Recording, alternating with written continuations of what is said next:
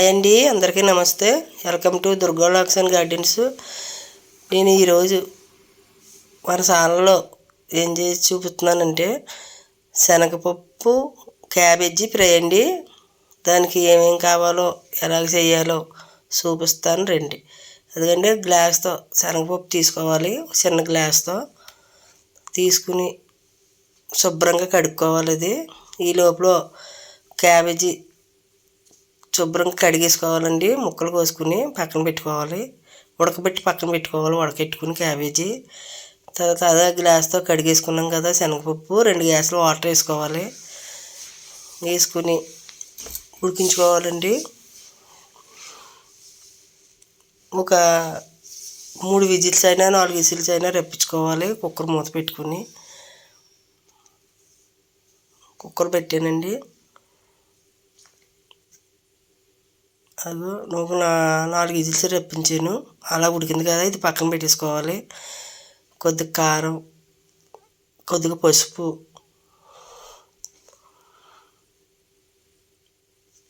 కొద్దిగా ఉప్పు వేసుకొని శుభ్రం కలిపేసుకొని పక్కన పెట్టుకోవాలండి. పప్పు అలా ఉడికించుకుంటే సరిపోతుంది. బాగా మెత్తగా అయిపోకూడదు. మన పొరుగు లేకుండా ఉడికించుకుంటే సరిపోతుంది. ఇది పక్కన పెట్టుకుని పొయ్యి మీద ప్యాన్ పెట్టుకోవాలి.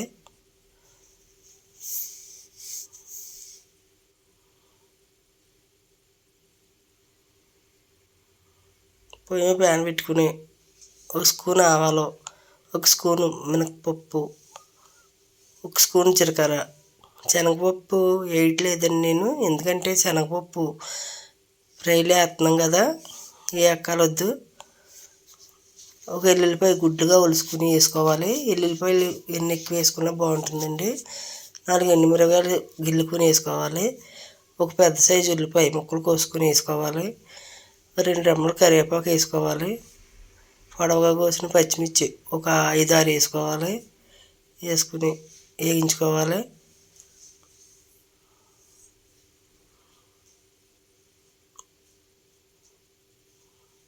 చూడండి, అలా వేగిన తర్వాత మళ్ళీ ఇంకొక కరివేపాకు రబ్బ వేసుకోవాలి. కరివేపాకు కూడా బాగుంటుందండి, ఎక్కువ వేసుకున్నా పర్లేదు. ఒక స్పూను అల్లం వెల్లుల్లి పేస్టు వేసుకుని పచ్చివాసన పోయేలాగా వేయించుకోవాలి. ఇప్పుడు ఉడకబెట్టి పక్కన పెట్టుకున్నాం కదా క్యాబేజీ వేసేసుకోవాలి.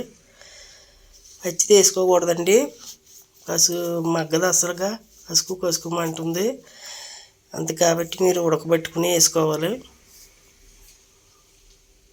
అలా శుభ్రంగా పోపులు క్యాబేజీ కలిసిలా కలుపుకోవాలి. ఉప్పు సరిపోలేదండి, ఇంకో స్పూన్ వేస్తున్నాను నేను.